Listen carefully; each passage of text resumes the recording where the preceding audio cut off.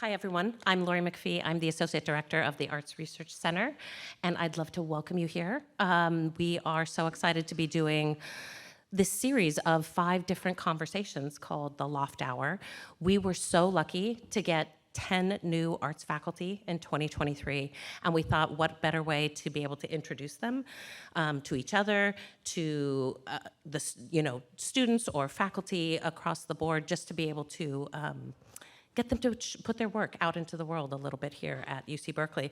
And also, these are being recorded, so the talks will also live kind of forever in our archive. So anytime people would like to, they can go up and look. I'm here, my director, Beth Piatote, sends her best regards. She has the flu this week, so she is not here today, but I'm really happy to be able to do a couple introductions. Before I start, I want to let you know the Loft Hour, we are so lucky, is hosted by the Dean's Office of the Division of Arts and Humanities, who is supporting all these new faculty.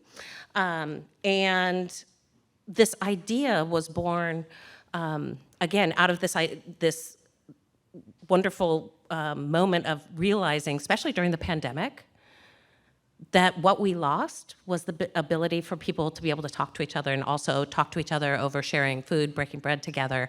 And so we just wanted to recreate that. We're going to keep it going for next year with more new arts faculty and probably some of our older arts faculty to be able to give them a spotlight on their own work.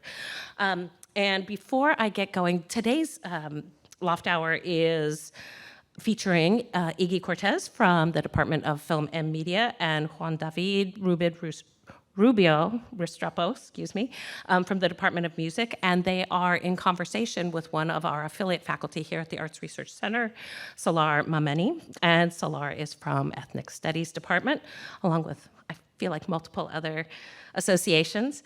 And I just want to mention before we get going any further, next month, the third Thursday, we will have our last Loft Hour, and that's going to be Tamia Hearn-DeRoy from TDPS, along with Kathy Park Hong from English Department, and they're going to be in conversation with Abigail DeKosnik from TDPS, which will be really great.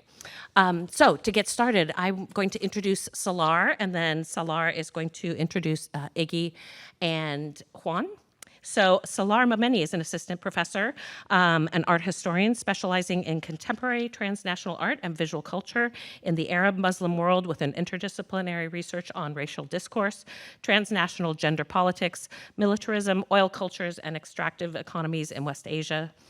Mameni's first book, Terracene, A Crude Aesthetics, considers the emergence of the Anthropocene as a new geological era in relation to the concurrent declaration of the War on Terror in the early 2000s.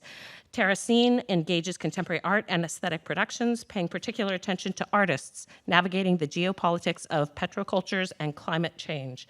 Research for Mameni's second book project engages histories of medicine, in particular that of trans medicine and the endocrine system. Mameni is currently conducting archival research to understand visual representations of fluid bodies within Islamic manuscripts prior to the rise of scientific discipline, and also I have terrible allergies today, scientific discipline of endocrinology in the early 20th century. Please welcome Salar.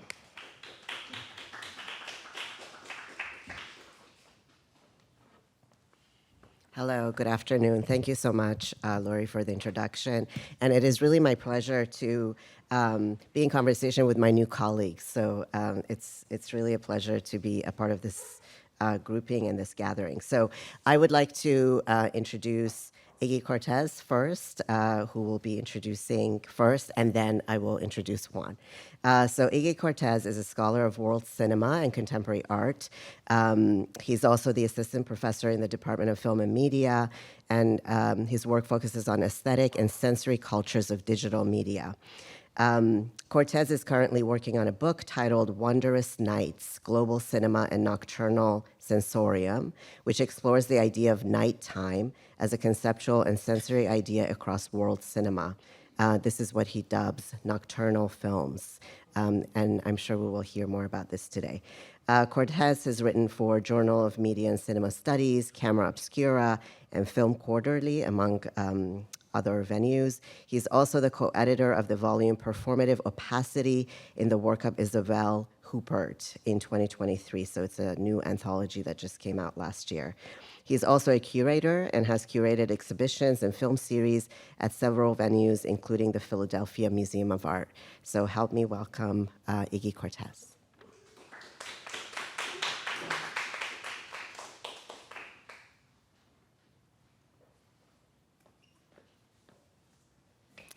So thank you so much. I'm really excited to be in dialogue with new colleagues and hopefully this, okay, let's see.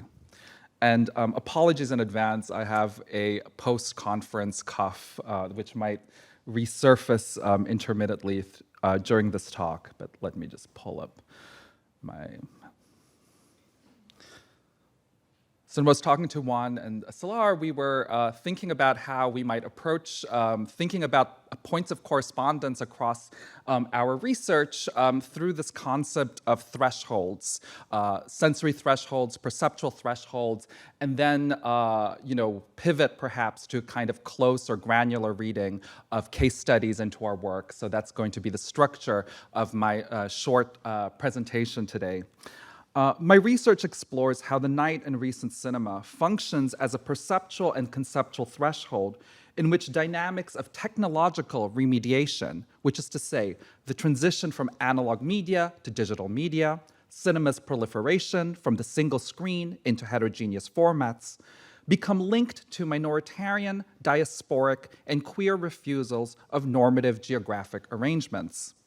If the night is frequently viewed as an interstice where the lateness of one day blurs into the emergence of another, it is through this liminal character that the night encompasses lived yet overlooked temporal experiences that are seen as wayward or illicit, and which thus engage or reflect forms of racialized and minoritarian existence across different geopolitical coordinates.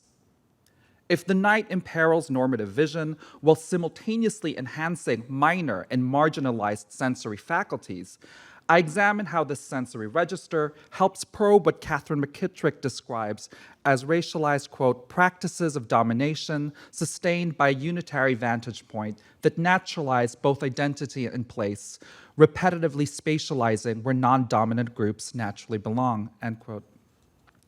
By linking technological remediation to cartographies of world cinema, my study explores the potential for mutually enhancing connections between theories of new media and critical approaches to transnational studies. Approaching a cartography of the global through the lens of the night is an ethical, epistemological, and political endeavor. By incorporating the limits of optical perception as an integral part of how we experience or conceptualize or even see the world, a nocturnal cartography refuses aspirations towards mastery, closure, and totality, insisting instead on a sense of the world that is unfinished and precarious, and which refuses the assimilation of difference into colonial frameworks of legibility and equivalence. In other words, the breaching of normative perceptual thresholds the night occasions becomes a discursive site to interrogate and redraw the conceptual and ideological borders of dominant national and transnational configurations. By destabilizing traditional sensory hierarchies, night images lend themselves to imagining alternative modes of minoritarian inhabitants through what film scholar Miladzuo calls, quote, a global sensorium, a sensorial and sensuous participation in events and communities that may include but also exceed frameworks of nationality, end quote. By redefining the limits of the visible, nocturnal cinema redraws distinctions between darkness and transparency, materiality and atmosphere, as well as visual spectacle and imperceptibility, while also heightening our often subordinated awareness of the acoustical dimensions of spatial environments.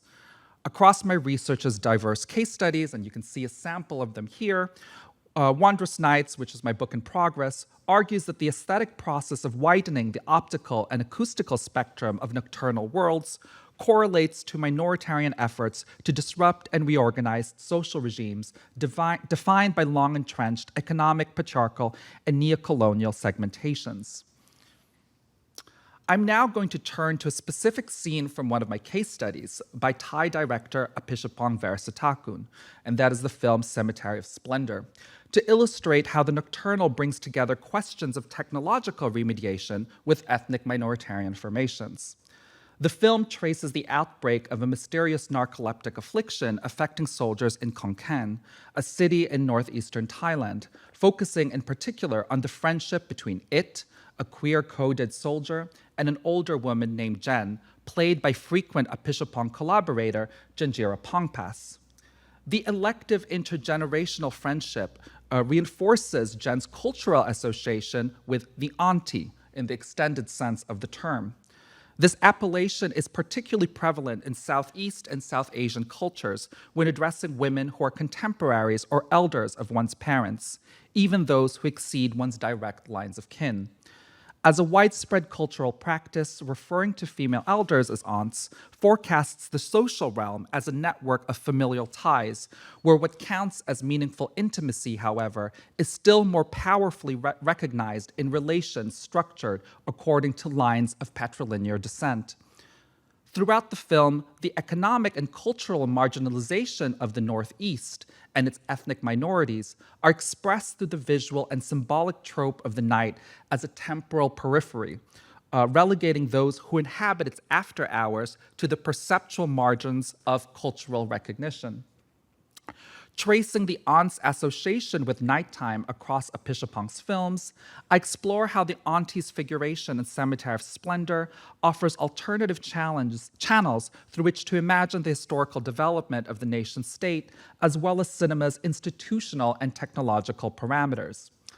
If the night has frequently been viewed as a counter-public sphere contesting dominant social arrangements, its alliance with the figure of the auntie across Apichatpong's oeuvre offers an alternative formation for imagining national public culture, particularly in a moment, nationally in Thailand, but also globally, of a resurgent paternalistic and authoritarian politics. So now I'm going to show us a clip. อยู่กับปอยทำไมอยู่กับเพื่อน ไปอยู่ด้วยได้ไหมอ่ะ เขาถามว่าไปอยู่ด้วยได้ไหม มีเพื่อนน่ารักอีกปะ มีไหมพี่เบียร์มีไหมมึงไหนอ่ะมึงหาไม่เจอโอ้ยเขาบอกเยอะเลย เดี๋ยวไปหากันน่ะโอเคป่ะ จ้า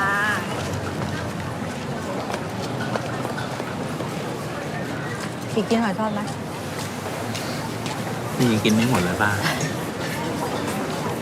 ป้าได้กลิ่นน้ำจิ้มไหมป้าเนี่ยผมได้กลิ่นนะ ได้กลิ่นชัดมากเลย ซีอิ๊วดำน้ำตาล น้ำตาลมันกินยังไง ผมได้กลิ่นอาหารในตลาดนี่ทุกชนิดเลยนะ รอ แล้วแสงไฟเนี่ยผมยังรู้สึกถึงอุณหภูมิแสงเลยป้า ท่านเดียวก็เป็นซูเปอร์แมนไปแล้วล่ะ จริงๆนะป้า ผมยังได้กลิ่นดอกไม้ ตอนที่ผมฝันด้วยอะ รอ นั่นน่ะก็เป็นคุณสมบัติที่ดีของทหาร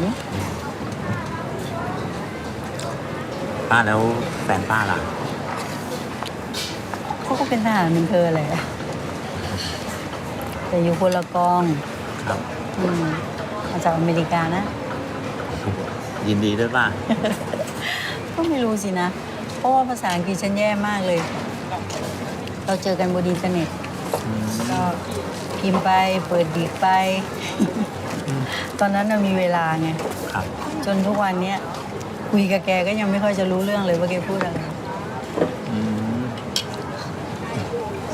อิดฉันว่าเธอเดี๋ยวต้องกินกาแฟเยอะนะ แล้วป้าไม่คิดจะไปอเมริกาแล้วเหรอ เขาขายของที่นู่นหมดแล้วนะจริงๆไม่กลับไปแล้ว ถ้าทางเราจริงนะป้า จริง ๆ แล้วมันก็ตลกนะ อุตส่าห์บินมาตั้งหลายต่อมาหาจนได้ ผมว่าเขาอาจจะโดนขึ้นบัญชีดำหรืออาจจะเป็นผู้ก่อการร้ายก็ได้ ปากเสียนะเราเนี่ย ไปเช็คที่สถานทูตมาแล้ว แล้วเขาไม่คิดถึงบ้านเหรอ ไม่น่านะ ทำไมอ่ะ แกเป็นคนเงียบ แล้วก็ชอบสันโดษไม่ชอบสิ่งบันเทิงใดๆประมาณนั้นนะ แล้วผมว่าเขาอยู่อย่างเงี้ยต้องเหงามากเลยใครเป็นเพื่อนคุยอะไร ก็พี่นี่ไงเพื่อนคุยกับแกอิ่มหรือยังเราอะเอาสังขยาไหม อ่ะแล้วหน้าตาก็เหมือนในอินเทอร์เน็ตป่ะ ก็อ้วนขึ้นนิดหน่อย คนที่ไหนอะ อ้าวโอ้ประมาณเนี้ยอ้วน อ้วนแบบเนี้ยป้าเขาบอกว่าต้องเป็นนายทหารชั้นสูงแน่เลย แต่เขาปลดเกษียณสักพักแล้วนะ โอ้เขาอยู่บ้านเรานี่ก็ร้อนไหมป้า พอได้ยังเนี่ย So the scene began with an unnamed friendship between a gay man and his female friend, and then we cut to Jen and the soldier, and we're meant to see the first friendship as a kind of lens into their friendship. In the night market scene, a static long take situates the unfolding of Jen and its intimacy amidst the ebb and flow of the city's urban nightlife.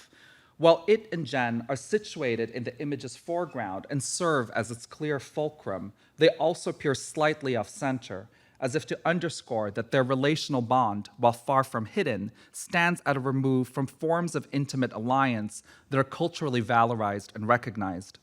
As the camera's immobility registers the contingent flux of variegated bodies, this image underscores a sense of the camera's fundamental rapport with and astonished submission to a principle of emergent reality.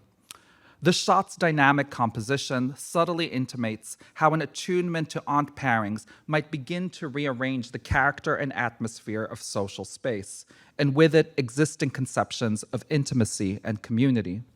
Night markets work as an emblem here for a minoritarian public sphere. As a space that sells meals and goods inexpensively, the night market allows citizens from different economic classes easy access to the free-moving play of sociability. It thus acts as a quotidian setting for forms of social gathering and pleasure, broadcasting how the rhythms and registers of this local economy play a significant role in modulating an ambient sense of national belonging as it is mundanely felt in everyday contexts. Thus, while the thoughts shared between it and Jen may appear modest and even inconsequential, the film's evocation of their bond through the sensory pleasures of the night market redresses the social spectrality of pairings that are illegible within prevailing forms of valorized kinship, such as parental or romantic models. The scene's sensory surround frames their atypical intimacy as enjoyable, fulfilling, but also as a distinctly public mode of association. As the night market bespeaks specifically Thai conceptions of collective belonging and social presence, the affective structure of the public sphere it symbolizes gets reframed by the very auntie relationships it displays. The sense of the social's potential repatterning is further evoked by the film's appeal to the senses. Having just awakened from his slumber, It is one of the narcoleptic soldiers in this film, he finds his perception radically heightened. In observing It and Jen in the night market, we are thus invited to expand our own perception into a space of sensual sociality analogous to its own heightened sensibility, but also akin to the life world encoded in the modest pleasure of sharing a meal with an aunt-like figure. The sense of an emergent and restructured social world is expressed not only through the ambient mood of nighttime Congress, but also in the sensory affordances of the digital camera. Note the particular kind of hyper-photographic aesthetic of this shot that is linked to kind of digital affordances, through which we become vicariously attuned to its hyper-perception. Through this sensory threshold, Rakti Konkan's digital aesthetics allow us to inhabit its perceptual extension towards his environment. In the process, his corporeality comes to analogize the digital camera itself, while also embedding the dialectical tension between digital cinema's aesthetic affordances. Thus, as its date with Jen occurs in the vibrant yet liminal threshold of the night, a space whose association with transience is further accentuated by his likely relapse into extended slumber, I want to suggest that their bond signifies the reciprocal dialogue between newer and older media in their current moment of coexistence. Within this metaphorical structure, Auntie Janjira serves as a counterpoint to the digital systems analogized by its body, representing cinema's discursive construction around the photographic properties of celluloid film. In the expanded nexus of Apichatpong's interrelated writings and films, in fact, he has repeatedly developed Janjira's metaphorical relationship to cinema, although he does not lock this illusion to a singular medium. In the catalog for the exhibition For Tomorrow, For Tonight, for instance, he writes, quote, "At night, when Jen was not online, she wrote. She had began her memoir. She had reached her high school entries. Having known her for more than a few years, I could imagine a telephone book-sized diary. She was a camera with an unlimited supply of film. I asked her to remember my visit today and to write it down. We can then exchange our hard disks in the future," end quote. In this passage's metaphoric construction of media in terms of Janjira's body and psyche, Apichatpong does not limit her allegorical function to the analog, as he also foresees her memory's re-embodiment in computational form, specifically through the idiom of her cross-generational friendship with another nephew, in this case Apichatpong. In this way, Jen's corporeality and her cultural determination as Auntie Jen serves as an analogy for media's ongoing reconceptualization across different technologies and cultural functions, a dynamic akin to how the passage describes Jen's consciousness moving promiscuously across pen, paper, the telephone book, film, and internet browsing. Her association with nighttime, then, occasions a reflection on alternative forms of kinship as well as alternative ways of conceptualizing media. Thank you.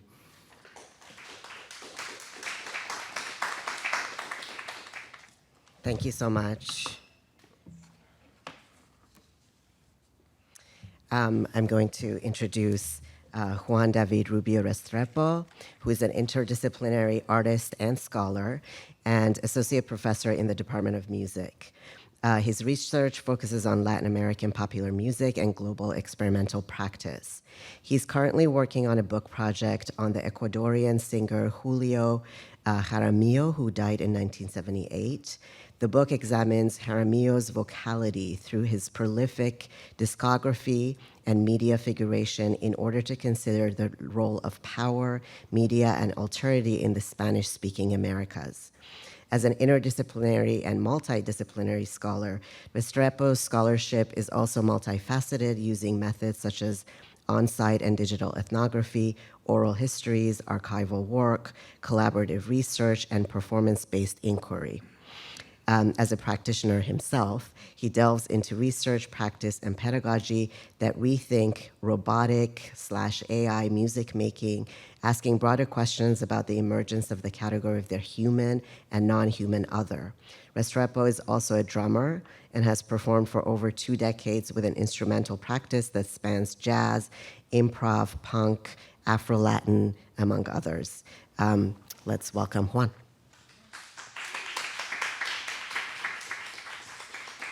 Thank you. Give me just a second so I can plug in here. Okay, thank you so much for being here. Quite a few familiar faces, that's great. Okay, so thank you so much to the ARC. It's really great to be here with new colleagues and not so old colleagues because I'm new here. I took a little bit too much at heart the idea of like giving a survey or like introduction to your research. So effectively what I'm doing today is just kind of narrate little snippets of different research I've been doing, different projects that I have at different stages of progress. And I sort of like funnel them through like mostly vignettes, some of them very ethnographic, or ethnographic, more historical. So this is just like a long way to say that this may come out a little segmented because it is quite segmented. So, okay.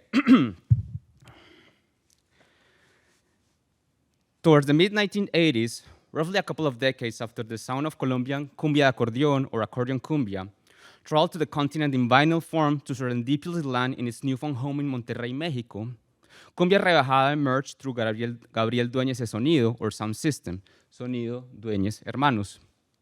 In the midst of a long gig, the gears of his overworked monophonic turntable malfunctioned, causing the platter to slow down.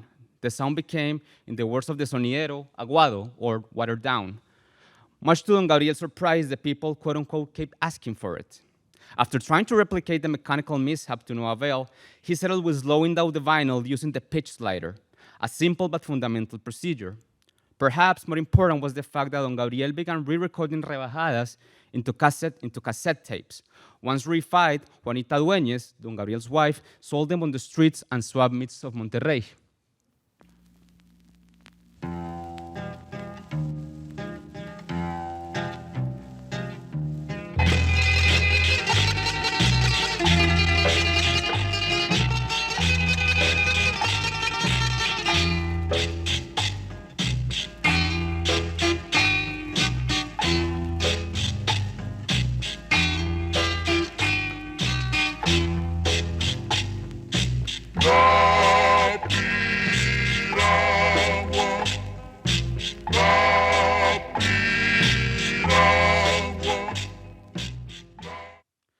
Transmuting cumbias into rebajadas, that is what we're hearing here, entails an act of transduction that involves human and technological entities.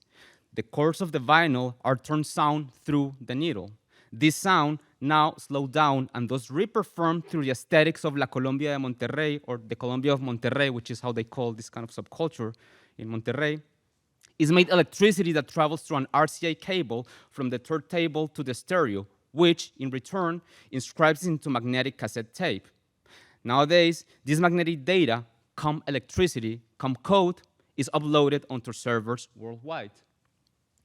The handwriting of Juanita Dueñez, superimposed over the generic Sony CDR cover with the unapologetic rebajado, all caps, at the bottom, performs a de-alienation of labor, from fabricado en Mexico to out-fetishized in Monterrey.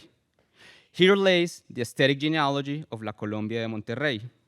The political economy of Cumbia Rebajada, rendered piracy under Eurocentrism's regime, constitutes a source of cultural and financial capital for those of which the promise of liberal economy never came, or better, those on whose pauperization neoliberalism thrives. Transduction takes many shapes, from exploiting machinic technologies to dominate non-human and subhuman others, to mobilize sound technologies to transmute vinyl into cassette tape. Similarly, oral mimesis runs deep in Cumbia Rebajada. Consider the rebajada version of Andrés Landero's hit La Pava Congona. Landero, born in Los Montes de Maria, this is the geographical area where cumbia's mythical origins have been traced in Colombia, mimetized into song the call of a local bird. Once funneled through Don Gabriel's needle, both Landero and bird are translocated to Monterrey. Oigan muchachos, cómo canta la pava cocona en la montaña.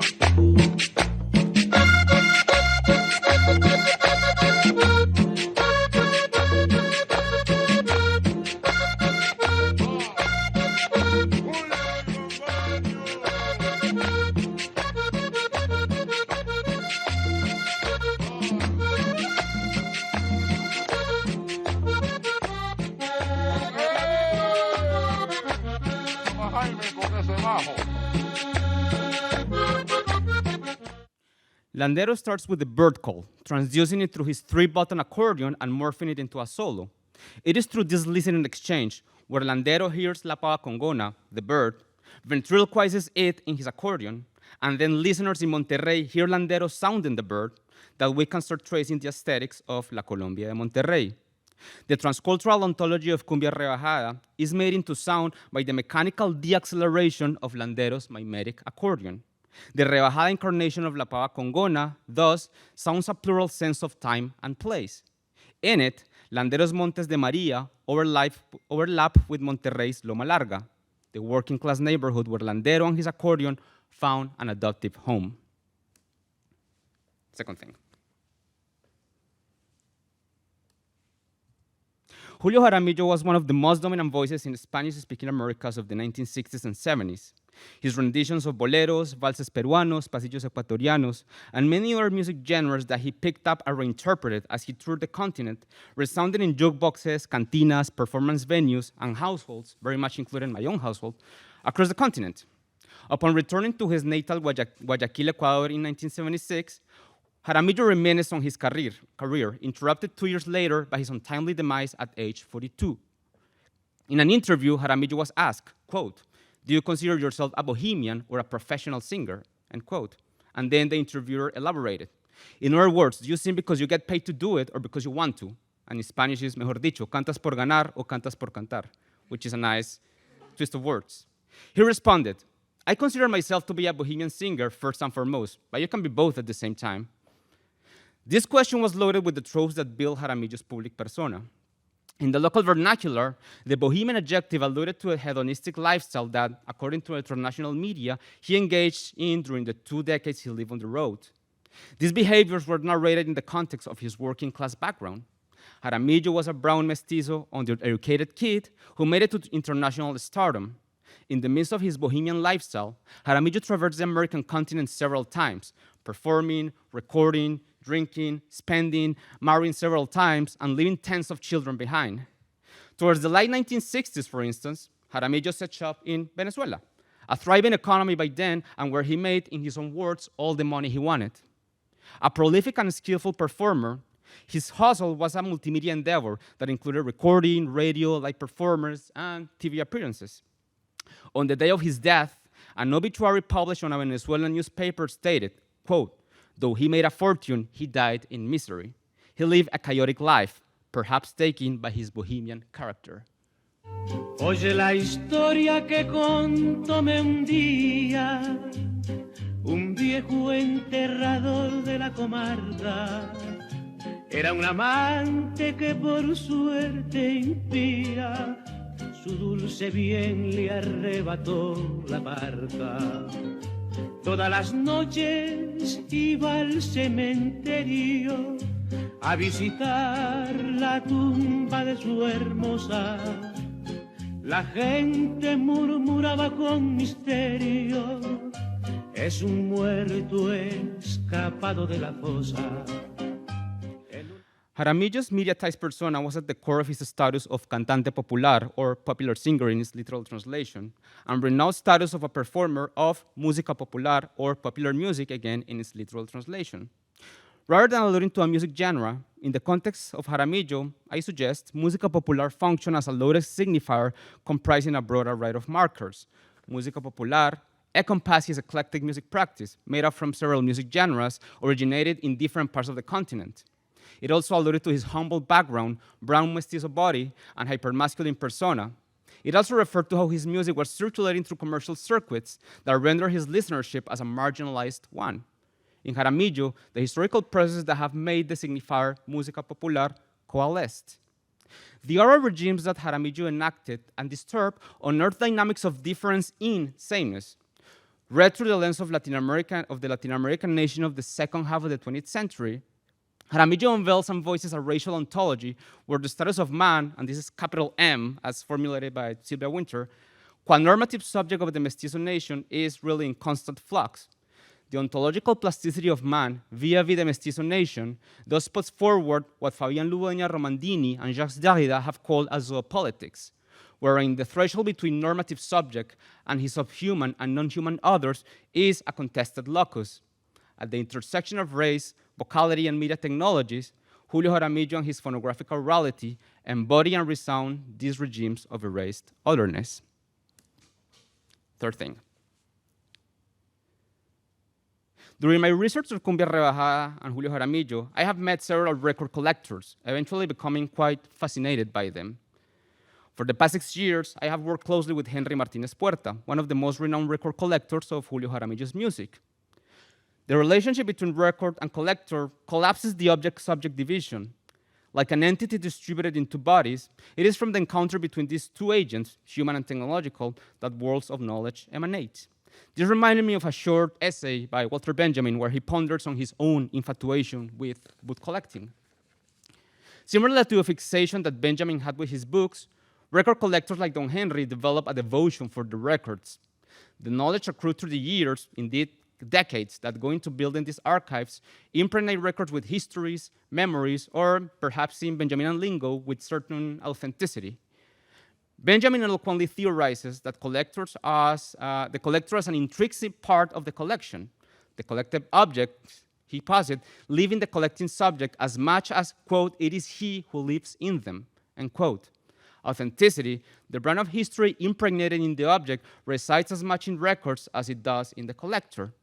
It is from the encounter between the technological agent, the record, and the human agent, the collector, where what I call the embodied archive emerges. As I work a lot with Don Henry, I found myself constantly in awe with the collector. The records that fill the walls of Don Henry's attic from top to bottom really don't seem to be organized in chronological, alphabetical, or geographical order.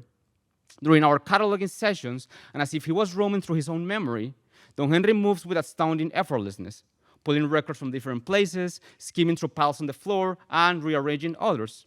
At first sight, this may look like a trivial act. For me, it is the embodied archive manifesting itself. The memory of the collector opens up through the tactile and affective relationship with the records. Similarly, the vinyl's authenticity emanates by the hand of the collector. If either of these are missing, the equation collapses. In the words of Benjamin, quote, the phenomenon of collecting loses its meaning when it loses its subject, end quote. And to this I will add, a part of the archive dies with the collector. Last thing. I have played drums for over 2 decades and have pondered on the affective relation we build with these instruments and their sounds. Participated on liberalism's promise of manifesting an individuated self via musical expressivity, I have spent countless hours working on and plotting what my sound is. When my friend and colleague Richard Savory reached out to ask if I would be interested in collaborating in the design of a robotic drummer, I was indeed quite eager. Issues of technique, sound production, groove, or lack thereof, etc., fill my mind. These were stopped short by Richard's claim that the system will have the capacity to, quote-unquote, practice. That is, to record and analyze its own acoustic information and store the data sets that more closely emulated a given audio sample. These samples could potentially come from any source. We decided on using snare drum techniques I will record myself specifically for the system. Effectively, the robot will be practicing, well, me. Or at least my embodied knowledge manifested in a snare drum sound.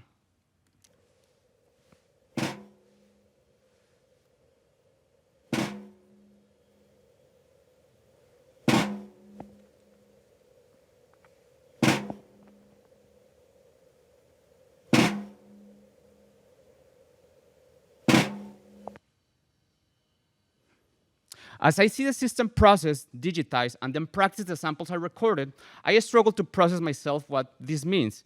The vibrations I produce through the snare drum are transduced into numbers. The robot transduces them again into values representative kinetic force. The mechanical arm then practices this data in order to emulate my sound, thus completing the circle from the human vibrational to the digital representational and to the robotic vibrational. I wonder if in this journey traces of humanness are being transmuted into a robot through the oral. For me, the entire process is filled with a certain Freudian uncanniness manifested through sound. To be sure, this oral uncanniness is a two-way street. As I witness the machine processing and learning my drumming samples, I reflect on the constraints that I inadvertently set on myself to record them, a set of 3 basic strokes: single, double, and a one-handed roll, which is, I think, what you were seeing there. Play at several levels of velocity, account for the affordances of the system in its current state. Therefore, while machine practicing does signal a potential transduction of humanness via the acoustic, my engagement with the system also affects the way I play with and for the machine. A widely used framework to think about human-robot relations, the uncanny valley theory proposes that as machines acquire more human-like attributes, this likeness elicits negative feelings in us. The permeability of the human-robot threshold seems to be what triggers feelings of apathy and revolt. Robotic music making, that is an embodied manifestation of machine musicality, further layers this schema. For if music is man's, capital M, strive to manifest the sublime, or so Eurocentric musical thought goes, can our machine authors perform the ineffable? How about if they transduce, mobilize, and extend our hard-earned musicality? Will they be entering the realm of the human, or us of the machinic? Our machines refigure man's desires and anxiety, an artificial personhood with, quote, autonomous rational agency, and, quote, in the words of Lucy Suchman, on the one hand, but also, quote, technologies actively designed, but also fear to act as surrogates that can free humans from having to perform historically degraded tasks, end quote, according to Nera Tanasowski and Kalindi Ora, on the other hand. Robotic music making seems to stand somewhere in that threshold of freedom and unfreedom, joy and fear, personhood and subjecthood. So, thus, the question seems to be not whether the robot drummer is in fact practicing me, but rather how machine musicality informs, unsettles, and perhaps offends my own liberal, artistic, individuated self. Thank you. We have about 3 minutes for a conversation. So I will start us off with a question and then open it up to the audience. Thank you so much for both of your presentations. I wondered if we could start with a question around the politics of mediation in your work and what you call threshold, what you kind of really talked about mostly as mediation. So how do we think about how mediation translates into a particular kind of maybe transnational politics that both of you also touched on? I can just still figure out my mic. So. Okay. So the idea of place, talking about the transnational, is very important for me because it would stay with the idea of the human, which I'm very much interested in. It's like through these kind of technological mediations that I see this kind of, let's say, genres of the human, as Sylvia Wynter will have it, kind of traversing, kind of around, kind of landing in different spots. Sometimes through let's say robust sort of like mainstream quote unquote like avenues, and sometimes to like this very kind of serendipitous kind of set of circumstances. So I'm sort of like very interested in not only kind of trace the technological mediation itself, but also kind of the stories that go with kind of how these objects kind of travel and kind of land in certain places or like depart from certain places in different ways. So what I find interesting about nighttime in relation to mediation is that it's conceptualized both as a kind of limit or perhaps an obstruction to mediation. It's harder to photograph at night, all of those different cliches. But it is also a means of mediation. Like, there's a lot of talk in media studies at the moment about, well, what is media, right? It can be just the night sky. It is the air we breathe. These are vectors of mediation. And we know that night enables things to happen. It enables animal life to happen. It enables all sorts of more than human realities to occur. So it is actually also a domain of mediation itself. So I think there's something interesting about when night gets caught up in kind of like photographic mediation, is that it also cannot help but call attention to the very act of mediation. So it's never just a representation of something photographed. It is also, in many ways, a document of that of its own recording, right? It calls attention to the process of its own mediation, right? So, and this opens up into, I think, epistemological questions about orientation and disorientation, which are key to thinking about, transnational cartographies and the kind of politics that inform any kind of map of the world we have in advance of trying to create one. Thank you. I think I should open it up to the floor. Hi, thank you. I love this so much. And I have a question for Juan. But I guess also it's related to mediation, so it could be extended further. I'm interested on the role of media in its autonomy of creation, because I was listening to the Rebajadas, which I loved, and I didn't know this existed. I want to listen to that all the time now, and how it's a previous object, then it gets mediated, transmutated into something else, and it is the machine and the recording in different kinds of qualities of media, different substrates, that creates a different thing. But we're still thinking of the author, and we're still thinking of, like you said, it's la música de tal, and also the person performing this. But then with the robot, it's different. You seem to assume that that process of creation, where, the same recording device is doing that to the music, the same infrastructure is changing, right? In the case of the robot, it seems different because there's like an entity there. So I wanted to talk about that, about the difference, because really, they're just machines, right? Yeah, but I think most of us know, like when you sit into a laptop, it's not like you're telling the laptop what to do. Like the laptop, I think, is telling you what to do a little bit as well, right? So that's like an oversimplification of something that is kind of quite complicated, right? I very much agree that kind of if you stick kind of the aesthetics of the rebajadas, they really kind of push against this kind of regime of like authorship, copyright, in a very kind of maybe political economy side of things, but also like from more kind of onto epistemological perspective. There's like a big push in there, like if you're kind of performing all these transductions, right? Like who is it, like what's the original there? So, and that really kind of goes against the grain of like, origins, like what's the source, right? Versus the robot, people in computer science will argue that this kind of work we're doing with the robot is more ethical because you know what the source is. Because eventually what these big engines are doing is just scrapping like a shitload of like information from somewhere, right? And they're just like kind of generating content out of it, right? So my collaborator, he comes more from a robotic computer science thing, and that's kind of part of his concern, which is actually, you will think like a very big talk in those areas, which is not, They're just kind of interested in kind of accruing these big data sets, And that's kind of broadly speaking, I'm not an expert, but like, machine learning is really kind of, how much information can you put your hands on versus I'm just sending like these few tracks to this machine, right?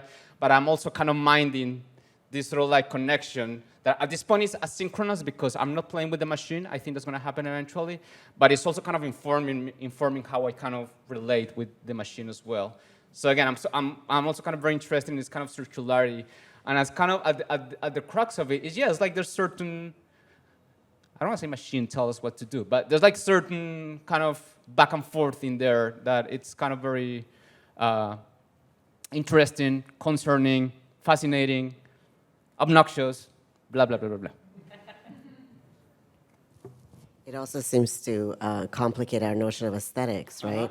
Because there's no origin to the aesthetic or the sensory experience, and I think it's similar to what you were talking about, where the nighttime, which is supposed to kind of maybe inhibit certain kinds of aesthetics, actually accentuates certain kinds of sensory experiences in the character. Should I take one more question? Okay. One more question from the audience.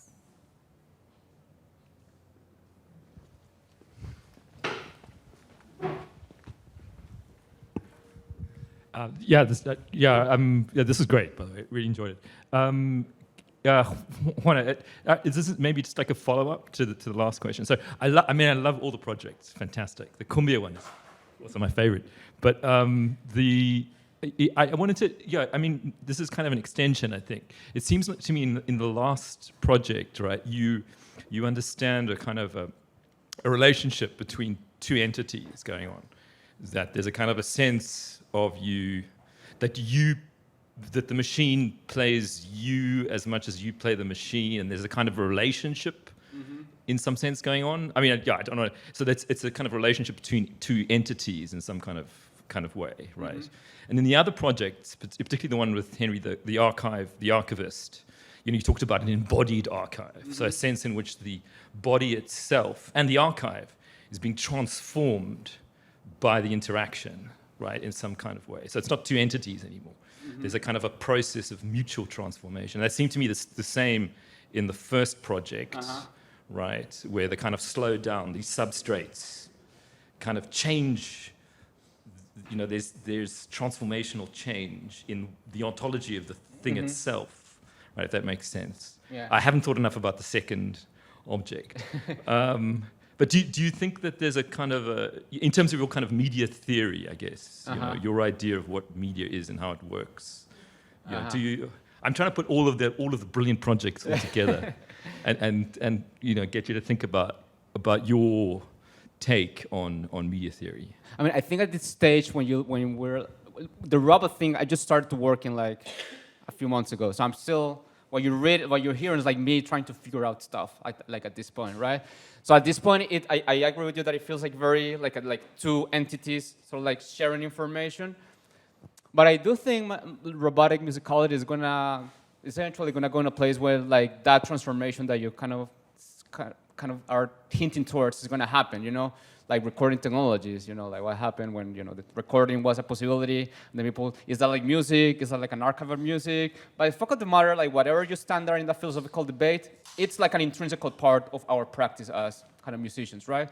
So I think robotic musicology is gonna go there. I think for me what is interesting about robots, as opposed to just AI, it's sort of like the corporeal manifestation of this thing. Because that enters in more on the realm of actually like technique, you know? I was kind of talking about that, like how do you, and I don't think the machines are there yet. Like the drums are really interesting. Sorry, I'm going on a tangent, but the drums are really interesting because it seems like a very kind of basic thing. It's like you hit something and that's it. But if you look at it from a macro perspective, like one drum, it could have like possibly like infinite timbres, right? So I'm also kind of minding like that's still not there, I think, as far as kind of what the machines can achieve, right? And I also think that people designing these systems are very much kind of reinscribing this idea of this kind of individuated musician. You know, you have like this entity that is it's like a person, right? That is like an individual person. So that for me is interesting because it kind of reinscribes these imaginaries that are very taken for granted. You know, we need like like an individual entity or like a set of individual entities that are engaging in this act of performance. So I'm sort of also interested in see how we kind of mirror ourselves in these designs, but also much more sort of like complicated and urgent matters of like, you know, like the ethics of doing this, the political economy, like who's gonna perform this music, who's not gonna be able to perform because of this thing. So that opens up like a lot of kind of questions in many different levels. Thank you very much. Please give a